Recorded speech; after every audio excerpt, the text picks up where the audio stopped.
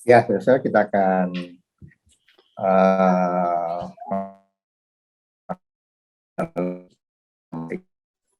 satu tema yang sebenarnya nggak mudah ya bagi kita semua. Satu tema, apalagi kejujuran yang berbicara terhadap diri sendiri. Siapa yang tahu kita nggak jujur? Siapa yang tahu? Nggak ada yang tahu. Cuma kita dengan Tuhan yang tahu. Tapi hal itu penting sekali. Sebagai anak Tuhan, kita dituntut untuk melakukan hal itu. Oleh sebab itu, pada malam hari ini, Biblical Night yang akan diuraikan oleh Bapak Pendeta Wilnovi akan memberikan rahasia bagaimana caranya supaya kita bisa hidup jujur, terutama terhadap diri sendiri. Sebab itu mari kita akan mulai dengan doa. Mari kita akan berdoa. Bapa kami dalam surga, terima kasih Tuhan, berkat Tuhan bagi kami semua. Kami ucap syukur kalau malam hari ini kami dapat kumpul kembali dalam Zoom, dalam satu kegiatan yaitu Biblical Night. Dan malam hari ini kami akan mengupas satu hal yang secara manusia itu amat sulit. Karena kami diminta untuk jujur terhadap diri kami sendiri. Sebab itu mari Tuhan, kiranya beri hikmat dari surga untuk Pak Wilnovi untuk menguraikan hal ini dengan kuasa Roh Kudus. Kami pun dapat mengerti, dan bukan hanya itu kami dapat lakukan dalam kehidupan kami sehari-hari. Terima kasih Bapak. Kami serahkan jam ini ke dalam tangan Tuhan. Engkau sendiri akan memimpin dari awal hingga selesai. Dalam nama Tuhan Yesus Kristus, kami sudah berdoa dan mengucap syukur. Amin. Ya, silakan Pak Welem untuk memaparkan bahan kita pada malam hari ini. Baik, selamat malam Bapak Ibu semua. Terima kasih untuk kehadirannya, kesediaannya meluangkan waktu untuk bisa belajar bersama-sama dalam cara ini. Saya akan share screen sebentar. Ya, sebenarnya ini adalah tema terakhir dari tema besar kami, tema besar yang kami dari divisi pengajaran sudah uraikan ya di dalam Biblical Night sebelumnya. Memang sebelumnya masih via YouTube. Nah, sekarang kami pada bagian terakhir kami membuka via Zoom dan semua pemateri juga hadir di sini, sehingga nanti mungkin kalau ada Bapak Ibu yang mungkin ada pertanyaan tentang materi-materi sebelumnya juga boleh bertanya sehingga kita bisa berdiskusi pada kesempatan ini ya, jadi di tema terakhir ini. Jadi bukan hanya pada membahas tema ini secara khusus. Nah, bagian terakhir ini kita akan membahas tentang jujur terhadap diri sendiri. Ya, ayat yang diambil sebagai dasar dari tema ini adalah Yakobus 1 ayat 22. Saya akan bacakan. Tetapi hendaklah kamu menjadi pelaku firman dan bukan hanya pendengar saja. Nah, sebab jika tidak demikian, kamu menipu diri sendiri. Jadi di sini diasumsikan bahwa semua orang itu harus jujur kepada diri sendiri. Dan tindakan untuk menipu diri itu merupakan tindakan yang bertentangan dengan kehendak Allah. Ya. Nah, kenapa bagian ini penting untuk dibahas? Ya, pertama, terbelakang masalah daripada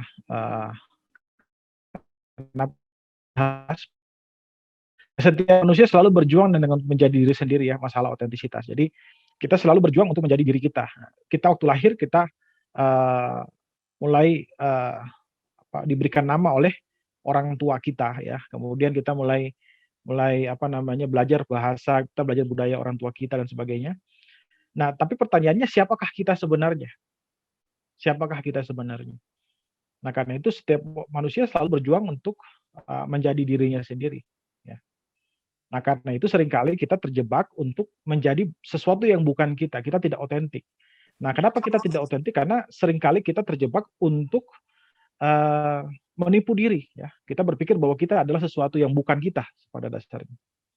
Nah, kemudian yang kedua, ketidakjujuran selalu akan membuat kita tidak dapat hidup dalam damai sejahtera. Jadi ketidakjujuran itu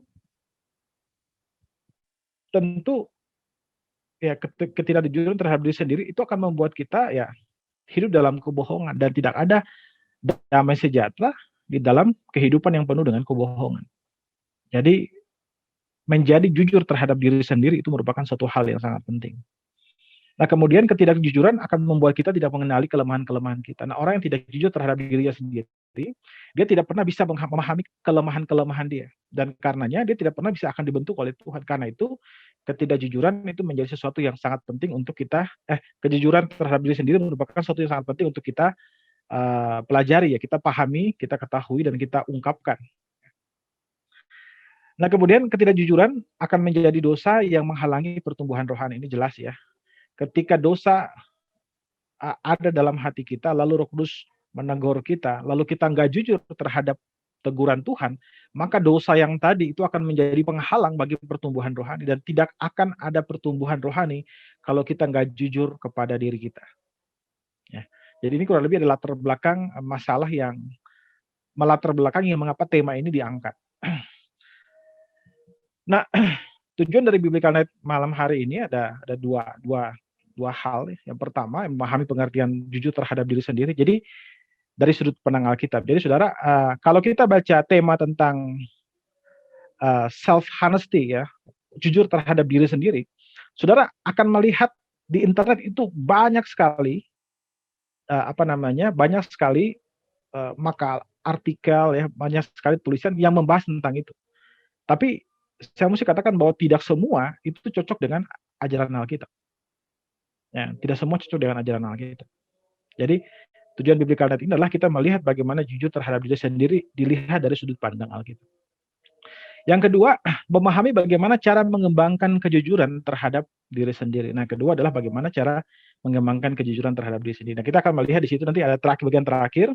Saya akan memberikan sebuah nasihat ya dari Jerry White ya. Jerry White menjelaskan tentang ada 5 cara bagaimana kita bisa mengetahui apakah kita jujur terhadap sebuah perkara ini atau tidak ya.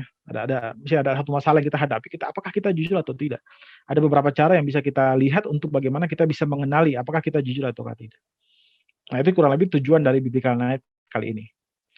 Nah, pengertian jujur terhadap diri sendiri. Nah, kita mulai dari pengertiannya.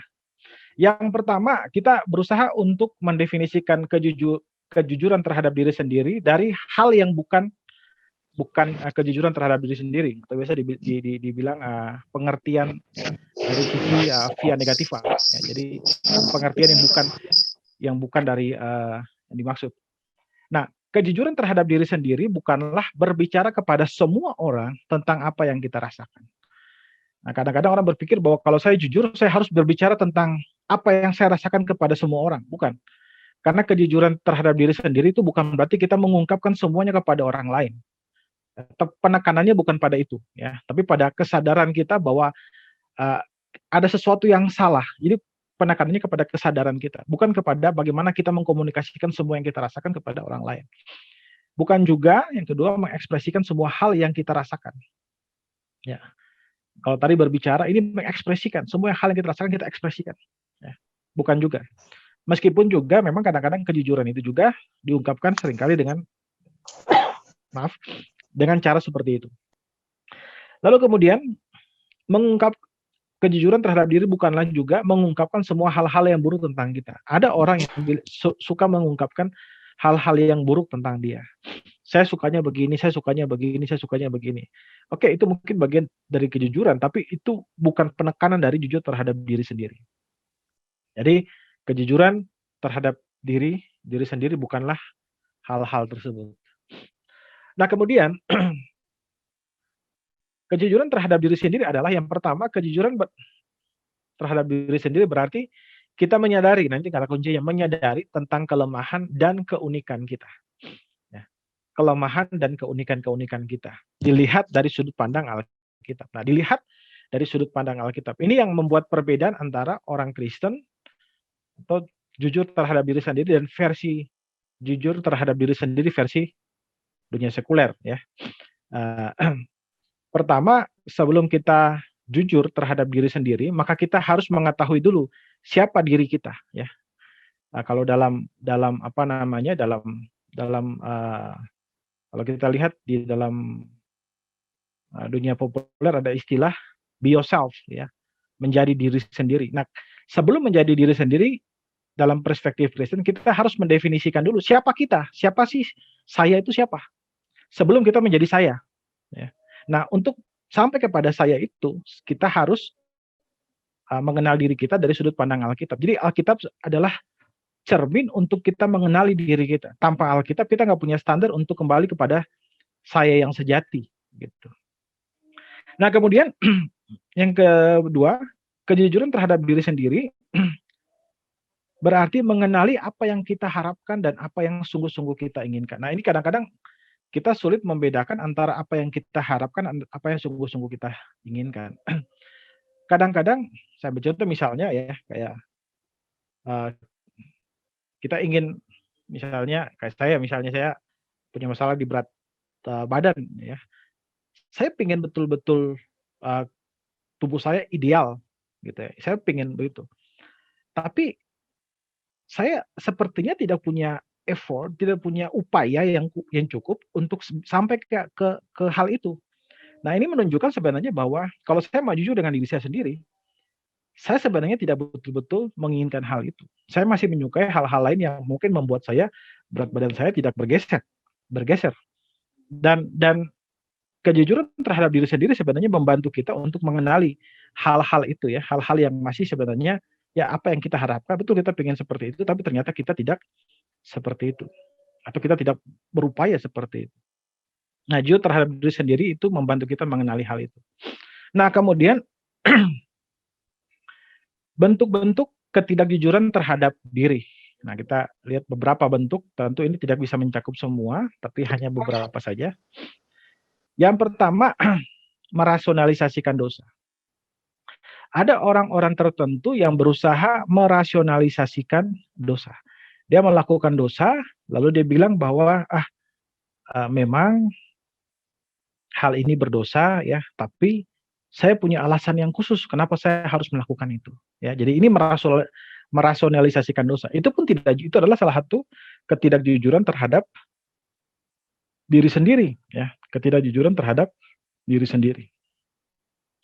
Nah, kemudian yang kedua, menggunakan tafsiran secara tidak jujur. Tafsiran maksudnya tafsiran Alkitab ya, pengertian ayat Alkitab secara tidak jujur untuk membenarkan dosa. Beberapa waktu lalu, ini contoh ya, ada seorang pejabat yang cukup dikenal, kemudian dia bercerai dan lalu dia menikah lagi. Lalu kemudian dia bilang begini, oh kenapa saya melakukan ini? Karena ada beberapa tafsiran menjelaskan bahwa Rasul Paulus juga bercerai. Ya. Jadi seolah-olah dia bilang karena Rasul Paulus bercerai maka saya pun boleh bercerai dan boleh menikah lagi begitu. Jadi mungkin dia ingin masuk ke situ. Nah, saudara, ini sebenarnya merupakan bentuk ketidakjujuran. Kenapa? Alkitab itu merupakan standar kebenaran. Nah, kalau orang merasionalisasikan dosa, dia tuh tahu bahwa dia tuh bertentangan dengan standar ini dan dia kemudian berusaha merasionalisasi. Nah, tapi kalau orang yang menggunakan tafsiran ini berbeda. Dia mendekati ayat atau mendekati teks itu, mendekati standar kebenaran. Lalu kemudian dia membuat standar kebenaran itu mulai berubah, ya. Dan ini merupakan suatu hal yang sebenarnya sangat dalam cara pandang Kristen itu sangat fatal. Kita nggak boleh merubah makna bahwa kita berdosa, iya. Tapi kita nggak boleh kemudian mengubah bahwa seolah-olah makna atau standar itu kemudian berubah dan kemudian menyesuaikan dengan apa yang kita mau. Karena itu nantinya akan sangat merugikan kita karena kita nggak bisa lagi tahu manakah standar yang benar. Ya, karena standar yang utamanya sendiri kita rubah dengan menggunakan tafsiran-tafsiran yang kita cuma tahu dari beberapa sumber dan itu bukan sumber yang utama gitu, sumber yang sahih. Nah, itu bentuk-bentuk ketidakjujuran. Tentu ada begitu banyak lagi bentuk-bentuk ketidakjujuran terhadap diri sendiri yang lain. Tapi saya karena keterbatasan waktu, saya hanya membagi beberapa saja. 2 ini aja. Lalu kemudian, kenapa orang tidak jujur terhadap diri sendiri? Nah, ada beberapa alasan ya. Yang pertama, menggunakan standar nilai dunia. Ya. Di dalam 1 Korintus 3:18, Rasul Paulus bilang situ, janganlah ada orang yang menipu diri sendiri. Ya. Jika ada di antara kamu yang menyangka dirinya berhikmat menurut dunia ini, biarlah ia menjadi bodoh supaya ia berhikmatnya. Jadi kalau kita lihat di sini, Rasul Paulus mengkontraskan antara hikmat dunia dan hikmat manusia. Hikmat Tuhan, ya, hikmat dunia dan hikmat Tuhan. Nah, seringkali orang Kristen bisa saja ya, ketika dia berbisnis ya, ketika kita di tempat bisnis atau tempat usaha kita menggunakan standar nilai dunia ya. Dan kita bilang, oh enggak, kalau di gereja seperti itu, tapi kalau di dunia atau di tempat pelayanan mungkin berbeda ya. Jadi kita menggunakan dua standar ya. Menggunakan dua standar. Yang satu untuk kalau kita di gereja, tapi yang satu kalau kita di tempat pekerjaan ya. Karena kita menganggap bahwa ini dua dunia yang berbeda. Nah, itu bisa saja membuat orang lain kemudian menipu dirinya gitu ya. Mungkin saudara pernah dengar contoh, misalnya saudara pernah mendengar, kok ada orang Kristen ini kalau di gereja itu bagus sekali ya, tapi kok kalau di luar kok dia terkenal pelit ya, terkenal sadis itu ya, si raja tega gitu ya. Kenapa gitu? Mungkin karena dia menganut paham ini. Ya kalau di gereja saya memang harus jadi orang baik, tapi kalau di dunia ya saya harus bertarung dengan dunia yang buas ini ya. Jadi saya harus menggunakan nilai-nilai dunia. Nah, itu bisa jadi penyebab pertama kenapa mereka tidak jujur terhadap diri sendiri. Nah, yang kedua, bisa jadi karena mereka menekankan hukum daripada hubungan. Nah, ini maksudnya apa? Nah, di dalam Yakobus 1 ayat 22 ada jelaskan di sana, tetapi hendaklah kamu menjadi pelaku dan bukan hanya pendengar saja. Sebab jika tidak demikian, kamu menipu diri sendiri. Nah, saudara, surat Yakobus ini ditulis oleh Yakobus pada saat dia Yakobus ini adalah murid Tuhan, saudara Tuhan Yesus ya, dia saudara Tuhan Yesus dan dia melayani kepada orang-orang Yahudi. Nah, beberapa penafsir atau beberapa ahli biblika mereka melihat bahwa Yakobus ini sebenarnya dia menulis surat ini kepada jemaat atau komunitas Yahudi yang ada di luar Palestina, kemungkinan besar di daerah Alexandria, daerah Mesir. Dan kalau kita membaca teks ini, kita mesti memposisikan diri kita sebagai seorang Yahudi sebenarnya. Jadi kalau dia bilangin, tetapi hendaklah kamu menjadi pelaku firman dan bukan hanya pendengar saja. Jadi begini, orang-orang Yahudi Kristen pada abad pertama itu, mereka suka melakukan pembacaan Taurat, gitu ya. Kalau kita lihat di dalam kisah Tuhan Yesus pergi ke rumah ibadah itu atau sinagog, lalu dia kemudian membaca Taurat, gitu ya. Dan kebanyakan orang-orang mereka berpikir bahwa kalau mereka sudah pergi ke sinagog untuk kemudian atau ke tempat-tempat pertemuan untuk mendengarkan pembacaan Taurat, berarti sudah tugas mereka selesai. Nah, jadi mereka lebih menekankan aspek hukum daripada hubungan.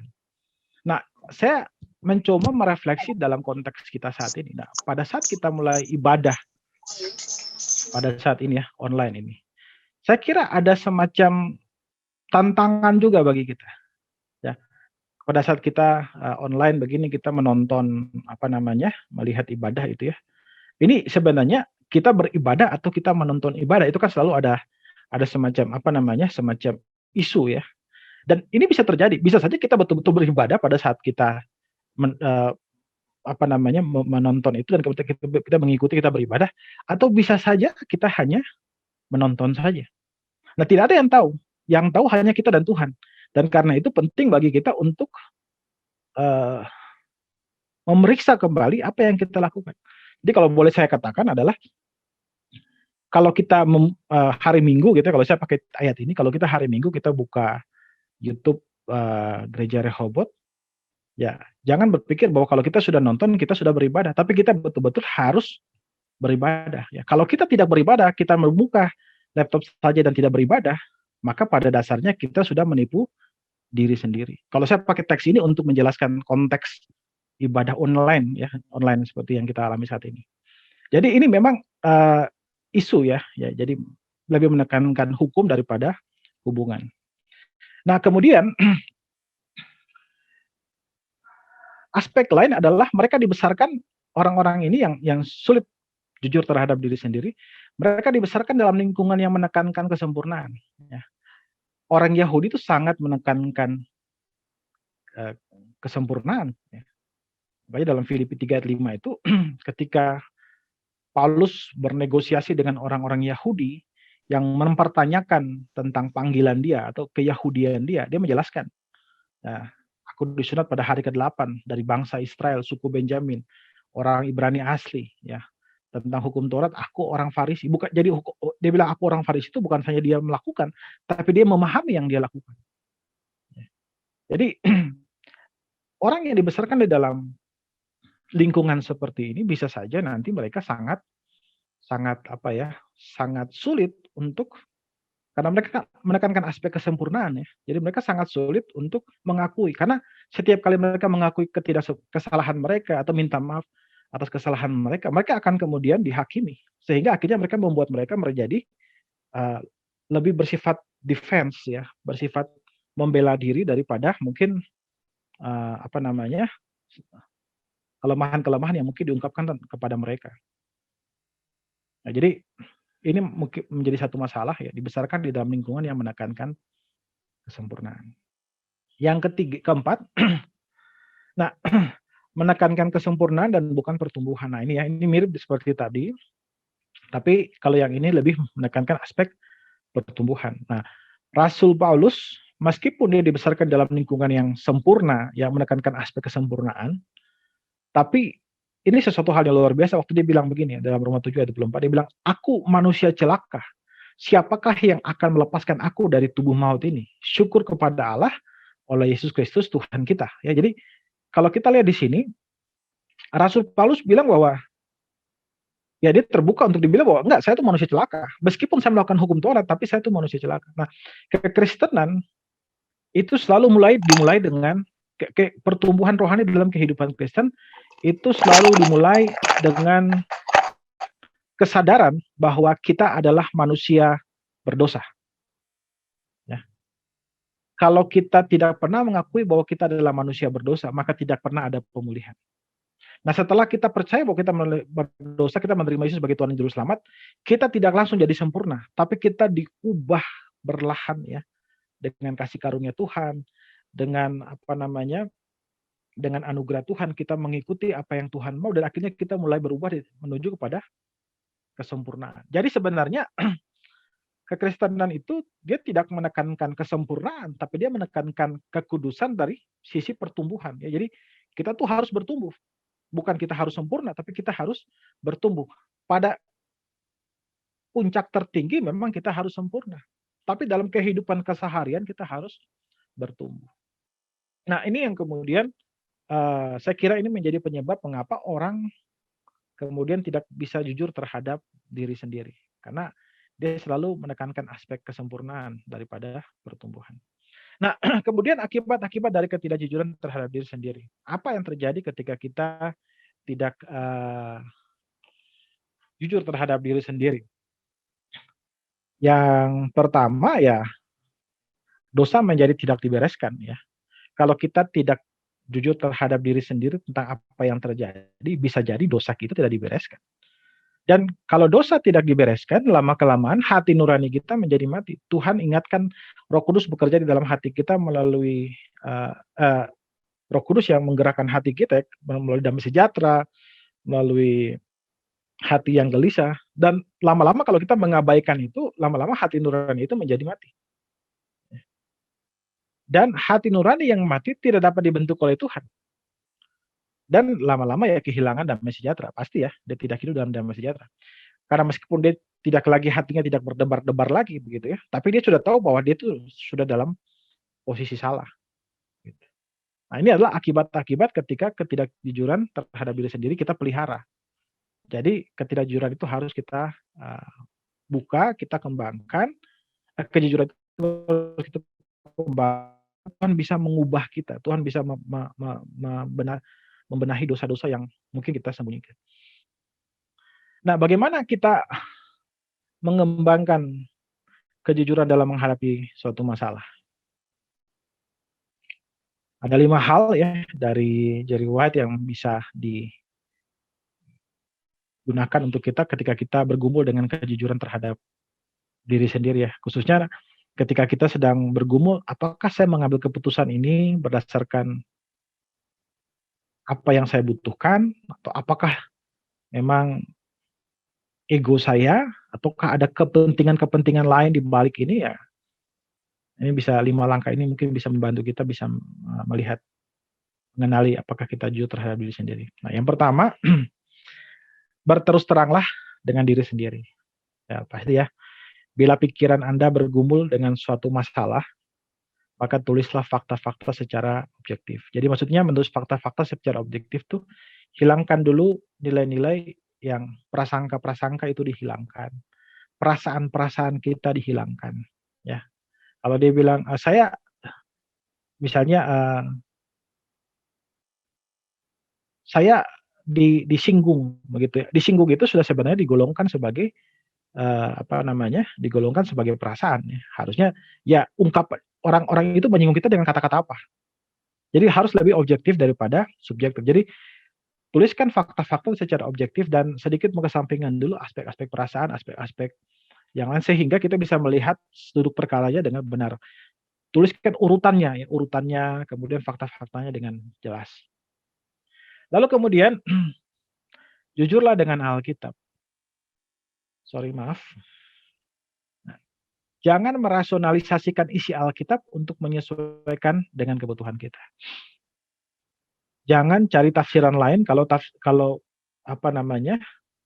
yang makna yang kita tahu juga itu sudah seperti itu ya. Jadi jangan merasionalisasikan isi Alkitab untuk menyesuaikan dengan kebutuhan kita. Yang terpenting adalah cari apa yang Alkitab katakan. Cari apa yang Alkitab katakan. Nah, ini yang membuat kita jujur terhadap diri sendiri dalam ajaran Kristen berbeda dengan jujur terhadap diri sendiri dalam ajaran agama lain ya. Kita harus tahu dulu apa yang Alkitab katakan tentang hal itu. Nah, kemudian ketiga, jika Anda telah berdosa, akuilah ya. Jadi kalau kita berdosa udah jangan cari pembenaran, akuilah. Bicara langsung ke Tuhan, akuilah setiap dosa yang Anda lakukan. Lalu yang keempat, tanggapilah dorongan-dorongan hati nurani, ya, hati nurani Anda.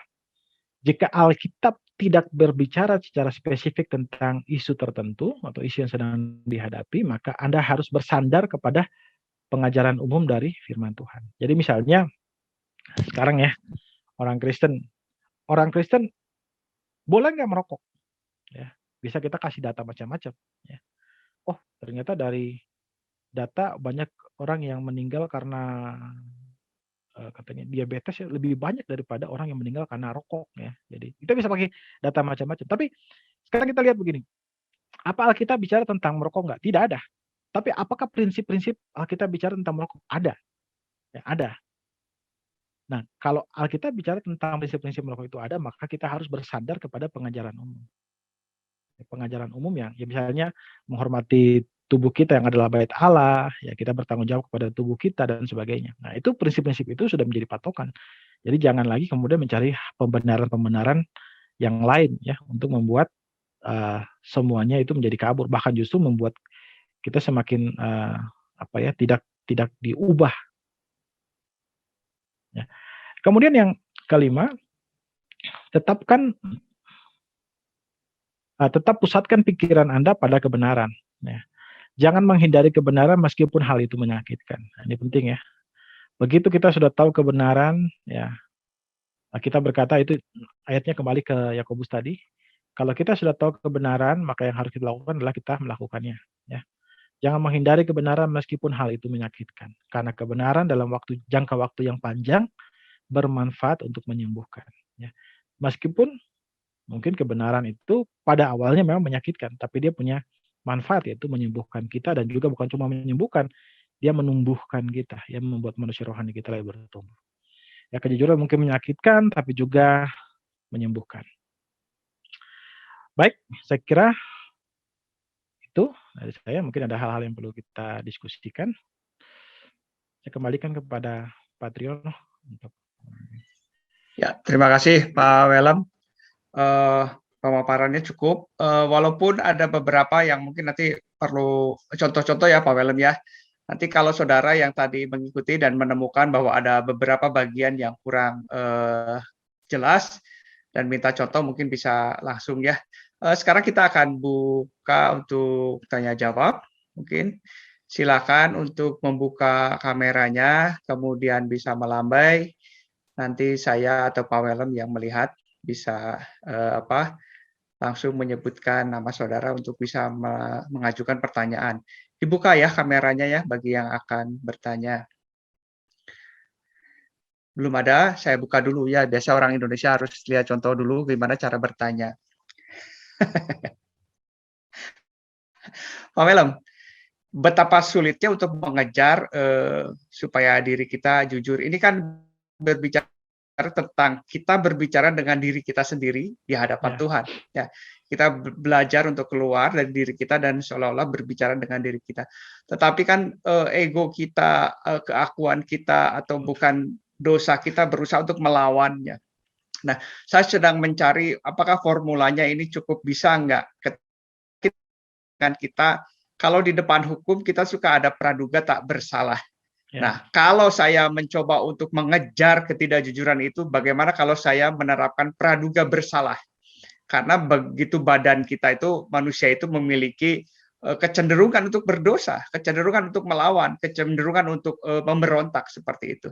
Jadi ketika saya berbicara, bolehkah saya menempatkan diri saya sebagai pribadi yang bersalah terlebih dahulu untuk lebih memudahkan ketika saya bertemu dengan firman Tuhan dan saya untuk bisa mengkoreksi. Berbeda ketika saya menempatkan sebagai pribadi yang tidak bersalah, gitu ya, lebih cepat untuk berkelit-kelitnya. Tetapi ketika saya berhadapan dengan satu masalah, boleh nggak saya simpan dulu sebagai mungkin saya salah nih, lalu saya mencari di hadapan Tuhan bagaimana penyelesaian menurut firman Tuhan. Boleh nggak Pak, dalam rangka untuk mengejar ketidakjujuran diri sendiri? Ya, memang kalau kita apa namanya, kita berangkat dari misalnya praduga bersalah Pak ya, bahwa kita pasti kita kemungkinan bersalah, ya. Kita kemungkinan bersalah. Memang satu sisi kita pun bisa juga masuk ke dalam ketidakobjektifan yang lain. Kita menjadi orang yang selalu menyalahkan diri sendiri, itu yang ditakutkan. Jadi sebenarnya jujur terhadap diri sendiri itu dia nilai tengah antara suka menyalahkan diri sendiri dan suka membenarkan diri sendiri. Nah, kita sebenarnya masuk dalam balance itu. Nah, kita bersyukur karena setiap orang Kristen kita diberikan anugerah yang namanya Roh Kudus. Dan Roh Kudus itu akan mendidik kita. Nah, mungkin satu ketika kita salah. Kita salah untuk menerka bahwa ternyata saya dulu berpikir bahwa ini benar tapi ternyata salah. Tapi tadi saya lupa mungkin sampaikan ya. Tadi tidak apa-apa. Tuhan itu mengasihi kita dalam kedewasaan kita. Jadi kalau saat ini kita misalnya usia kedewasaan rohani saya itu masih anak-anak ya. Nanti pada saat saya dewasa, saya jadi banyak tahu dan saya kemudian melihat masa lalu saya dan ternyata dulu saya banyak sekali yang saya pikir benar, ternyata salah gitu. Nah, pertanyaannya apakah Tuhan membenci saya pada masa dulu? Enggak, karena Tuhan tuh mengasihi kita sesuai dengan usia pertumbuhan rohani kita. Jadi pertumbuhan rohani kita tuh tidak membuat Tuhan apa ya? Tuhan itu kemudian berubah kasihnya kepada kita. Tuhan tuh mengasihi kita karena kita setia untuk atau karena kita mau berubah, bukan karena kita sudah berubah ya. Karena kita mau berubah, Tuhan mengasihi kita. Nah, gitu. Jadi kalau saya sih melihat mungkin Pak, mungkin bahayanya di aspek itu. Kalau kita berangkat dari praduga daripada ini sebenarnya berbanding terbalik dengan yang orang yang tidak jujur terhadap diri, orang yang selalu ingin membenarkan diri. Jadi bisa saja tapi memang harus hati-hati di area itu. Ya, terima kasih. Berarti benar-benar belajar untuk balance kosong gitu ya Pak ya. Jujur saja. Dan juga memang tidak mesti bahwa kita pasti akan mengetahui kehendak Tuhan secara sempurna. Itu totally apa ya, nggak mungkin, karena kita kan bertumbuh ya, kita bertumbuh. Mungkin ada hal-hal tertentu yang kita bisa ketahui kehendak Tuhan secara sempurna ya, dilarang membunuh, dilarang dan sebagainya. Tapi sesuai dengan umur kedewasaan kita, ketika kedewasaan kita mulai bertumbuh, hal-hal sekecil apapun itu kadang-kadang mulai jelas. Misalnya membeli baju, kemudian apakah ini waktu yang tepat untuk membeli baju? Apakah ini sudah waktunya saya harus mengganti baju saya? Ataukah saya harus? Jadi itu hal-hal kecil itu menjadi sangat jelas gitu. Jadi tidak mesti bahwa kita harus tahu semua, tapi sejauh mana kita tahu bahwa ini adalah kehendak Tuhan, lakukan saja. Bahwa ternyata akhirnya kita tahu, oh ternyata ini bukan kehendak Tuhan, nggak apa-apa. Tuhan mengerti. Kita punya pengertian, kita punya masa-masa pertumbuhan. Tuhan juga mengerti itu. Tuhan sangat mengasihi kita. Ya, terima kasih Pak Melam. Ada yang lain silakan. Boleh saudara? Bu Yusitia. Oh, Bu Yusitia, silakan Ibu Yusi. Ya, Shalom Pak Welem. Shalom, Tadi Yusitia. itu saya simak yang 5 hal itu kan ya. Ya.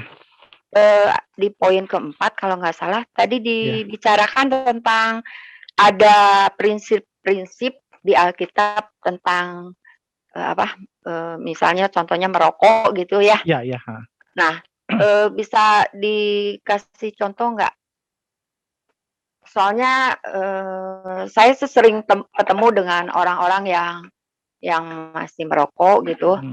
Terus biasanya kan dibilang pasti kamu adalah bait Allah, jadi seperti itu. Nah, kalau yang di poin ini bagaimana Pak? Ya, jadi sebenarnya kan Alkitab itu memang merokok itu merupakan bagian yang sangat, maksudnya tidak eksplisit itu ada. Alkitab tidak menuliskan dilarang merokok, seperti Alkitab menuliskan dilarang membunuh, dilarang berzina dan sebagainya.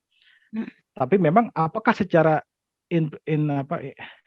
implisif gitu ya, jadi secara prinsip-prinsipnya itu ada hal-hal yang merokok itu yang bertentangan dengan Alkitab. Nah, kalau saya pribadi, misalnya kalau kami atau kita orang-orang Pantekosta kita tidak merokok, pertama kita melihat bahwa tubuh kita adalah bait Allah, karena itu kita punya tanggung jawab untuk merawat itu. Kedua, kita melihat bahwa semua bentuk kecanduan, apapun bentuk kecanduan, sebenarnya bukan cuma merokok, kopi atau apapun segala macam bentuknya, itu pada dasarnya adalah dosa.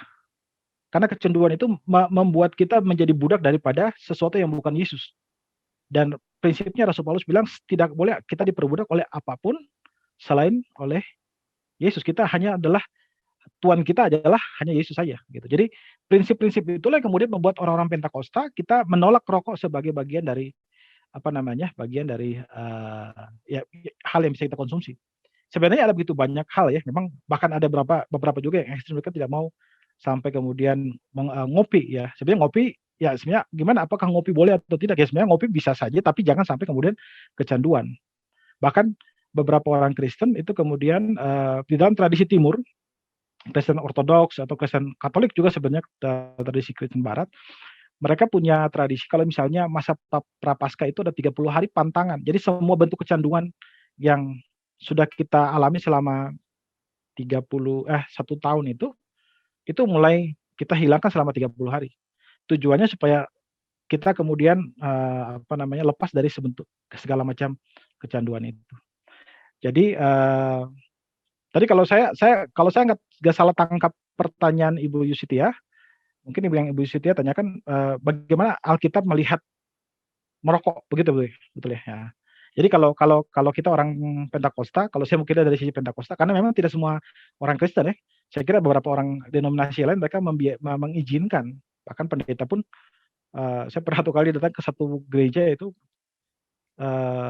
pendeta ngerokok di luar dulu, baru dia kemudian masuk ke dalam gereja untuk berkhotbah begitu, dan memang itu nggak apa-apa bagi mereka. Tapi kalau bagi kita punya etika tersendiri tentang kehidupan Kristen, kita melihat bahwa ada hal-hal yang sebenarnya di dalam praktek merokok itu ada prinsip yang bertentangan dengan firman Tuhan. Begitu. Kalau kita melihatnya begitu, Bu. Ya. Terima kasih. Ya. Yang lainnya silakan. Ada? Saya mau tanya. Ya, silakan Melsa. Maaf nih, jujur nih. Tadi saya baru bisa setengah menyimak itu yang paling ini jujur terhadap diri sendiri yang dibesarkan di keluarga yang sempurna. Oh ya, yang menekankan kesempurnaan. Iya. Nah, Saya mau tanya gimana, karena ada teman yang case-nya dia dibesarin di keluarga yang sempurna, jadi everything to be yes, semuanya harus yes. Padahal sebenarnya berbeda gitu. Nah, gimana membantu dia menyemangati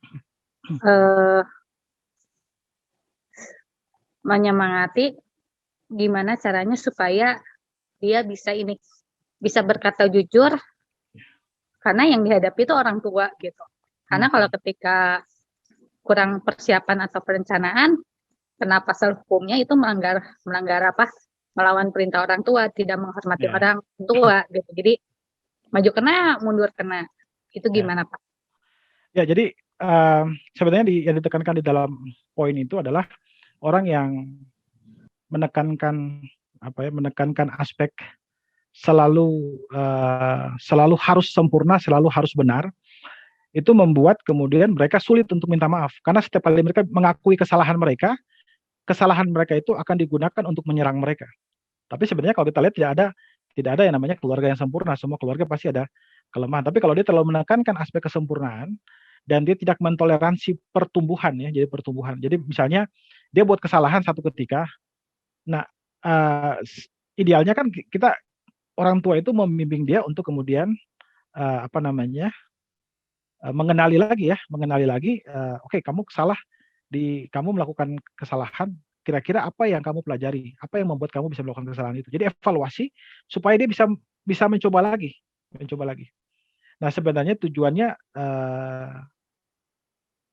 untuk hal itu. Jadi bukan menekankan bahwa dia harus sempurna, tapi gak apa-apa untuk kamu tidak memenuhi standar. Gak apa-apa untuk kamu salah dan kamu bilang saya salah dan saya minta maaf. Itu gak apa-apa. Dan kalau saya pikir kalau misalnya bagaimana cara kita, kalau saya punya teman seperti itu, saya mungkin akan mengajak dia untuk bilang bahwa nggak apa-apa kamu belajar untuk mengakui bahwa kamu salah. Kalau kamu salah, kamu harus bilang bahwa oke, saya salah dan kamu harus minta maaf.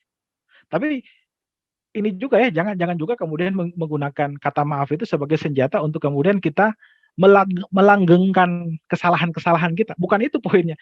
Kekristenan tuh bukan, jadi dia tuh di antara nilai tengah. Jadi dia bukan boleh salah, bikin salah saja nggak apa-apa, nanti Tuhan ampuni. Bukan, itu bukan kayak gitu. Dan bukan juga harus benar 100%, nggak gitu juga.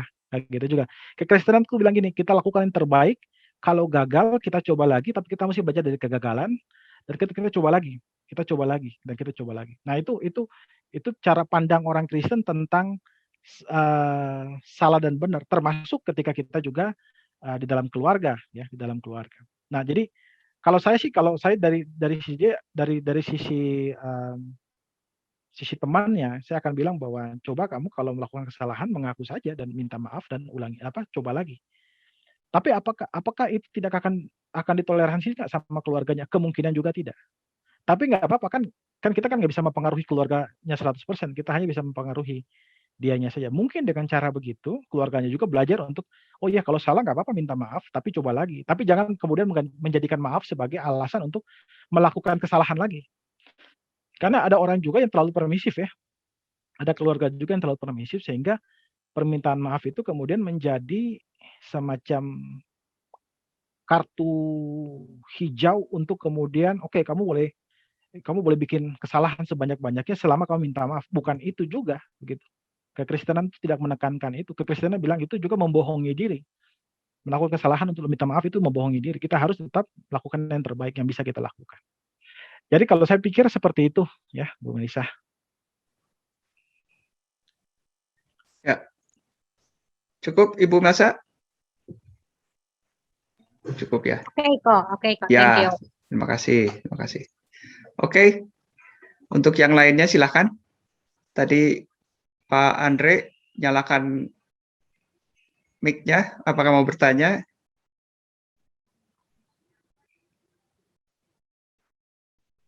Oh, tidak. Pak, saya ada pertanyaan, Pak. Sebentar. Ini ada yang nulis juga. Oh, bukan. Sebentar. Oh, ya. Ini berarti kejujuran dengan diri sendiri tidak hanya aspek dengan perbuatan yang sudah saya lakukan ataupun perbuatan yang akan saya kerjakan. Ternyata menyangkut kepada keinginan tadi. Kalau Bapak tadi mencontohkan untuk berbelanja, apakah ini sudah waktunya untuk berbelanja? Ini saatnya. Artinya kan semua lini dipertanyakan. Apakah saya mengerjakan semuanya itu dalam dengan posisi jujur dengan diri saya sendiri atau mengecek diri saya sendiri? Apa saya memerlukannya? Apakah kita sudah waktunya untuk melakukan ini dan lain sebagainya. Berarti semua aspek, Pak, ya? Iya, semua aspek, Pak, sebenarnya. Jadi bukan hanya aspek-aspek yang berkaitan dengan apa ya? Kalau di dalam filsafat moral itu kan ada dua, ada etika dan etis gitu. Jadi etika itu kan hal-hal yang normatif gitu. Tapi ada hal-hal yang tidak normatif. Beli baju itu tidak normatif sebenarnya. Bisa saya beli baju sekarang, bisa nanti. Itu tidak normatif. Tapi kalau dalam kekristenan, ada prinsip-prinsip untuk mengatur tidak normatif. Misalnya Rasul Paulus bilang, bagi kamu yang makan makanan dipersembahkan kepada berhala itu ya kalau misalnya kamu makan kemudian membuat orang lain tersandung, ya jangan makan. Itu kan sebenarnya tidak normatif itu. Ya, ini ya atau tidak? Enggak, kadang-kadang ya, kadang-kadang tidak, tergantung situasi dan kondisi atau jamaah yang kamu hadapi. Jadi dia tidak normatif banget, tidak normatif saja ya, tapi juga hal-hal yang bersifat kalau saya bilang tipis seperti itu, Pak, ya, itu juga diatur gitu. Tapi sebenarnya intinya karena Alkitab ini kan sebenarnya ini bukan, kekristenan itu kan bukan boleh ya boleh tidak, ini bukan agama syariah ya, agama syariah ya dan tidak gitu, bukan itu. Ini agama relasi sebenarnya. Jadi bahkan dalam hal-hal kecil pun kita bertanya dalam Tuhan kepada Tuhan ketika hubungan kita dengan Tuhan bagus. Ya, apakah saya mengatakan ini tepat atau tidak? Apakah saya pantas membelinya atau tidak? Itu dalam hal-hal seperti itu pun, karena ini agama relasi dan kita akan bertanya kepada Tuhan, dan kadang-kadang Tuhan kasih damai sejahtera, kita lakukan, kadang-kadang kita lakukan lalu kemudian Tuhan kasih kegelisahan, kita tidak lakukan. Ya, karena itu kekristenan itu memang bukan agama syariah. Dia agama relasi. Ada aturannya, tapi dia lebih menekankan aspek relasinya sampai ke titik itunya. Begitu. Oke, terima kasih, Pak. Ada yang lainnya, teman-teman? Ada sekitar 10 menit lagi. Kita bisa Zoom ini. Silakan. Oh, kayaknya udah jelas, Pak, keterangannya. Atau mau tanya tentang kejujuran dalam pekerjaan, dalam keluarga yang boleh tuh. Bulan-bulan lalu. Jadi nanti Pak Dena, Bu Reta, dan Bu Teli bisa bantu untuk menjawab. Ya, silakan. Ada yang mau bertanya?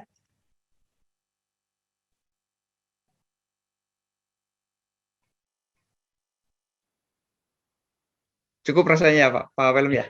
Baik. Ya, oke. Terima kasih untuk teman-teman yang sudah bisa bergabung pada malam hari ini. Sebelum kita tutup, saya serahkan pada Pak Yohanes terlebih dahulu untuk sampaikan 1-2 buah kata. Silakan Pak Yohanes.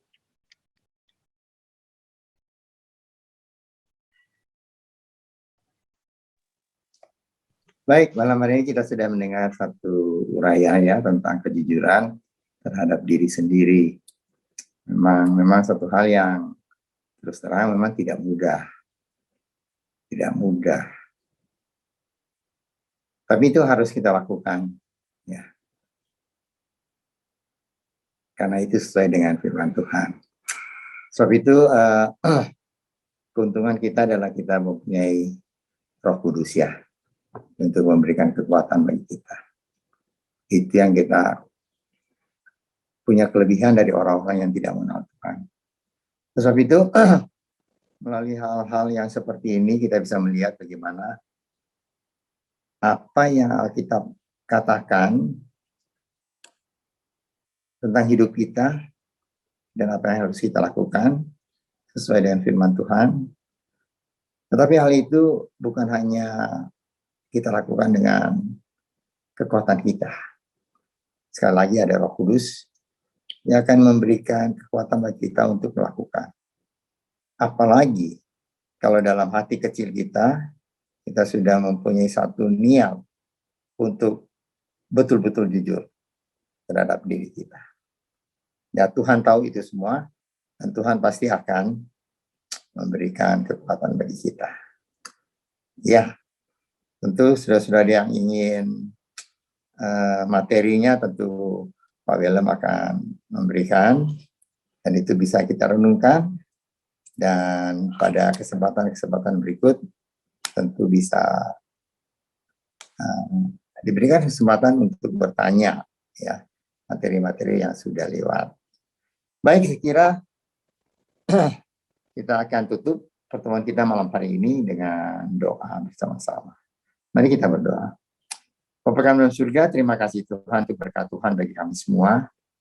Terima kasih Tuhan untuk satu topik yang sungguh-sungguh menguji apakah kami menjadi orang Kristen yang sungguh-sungguh dalam Tuhan melalui kejujuran terhadap diri sendiri. Secara manusia, hal ini tidak mudah.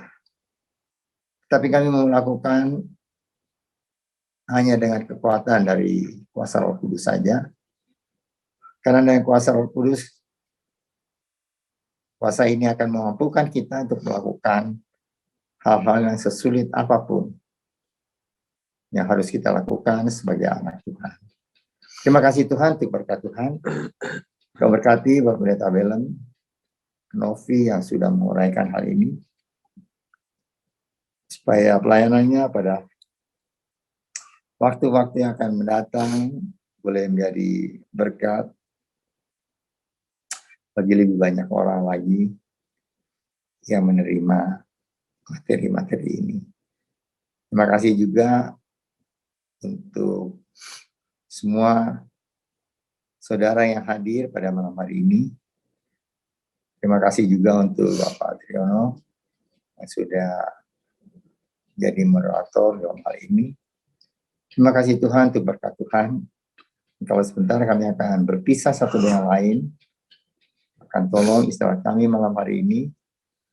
Besok kami boleh bangun dengan rahmat yang baru dari Tuhan, kekuatan yang baru. Kami percaya Tuhan, melalui hidup kami boleh melihat lebih banyak lagi kuasa Allah, kemuliaan Allah nyata dalam kehidupan kami. Terima kasih Bapak, kami percaya Engkau sudah mendengar doa kami ini. Kami naikkan dalam nama Tuhan Yesus Kristus yang menjadi juru selamat kami yang hidup. Saudara yang dikasihi oleh Tuhan, terimalah berkat dari Allah Bapa, kasih karunia dan damai sejahtera dari Tuhan Yesus Kristus, dan persekutuan Allah Roh Kudus menyertai saudara sekalian mulai hari ini sehingga Maranatha, Tuhan Yesus datang kembali. Amin. Bapa, terima kasih. Bapa, terima kasih. Bapa di dalam surga, ku berterima kasih. Amin. Amin. Tuhan memberkati saudara.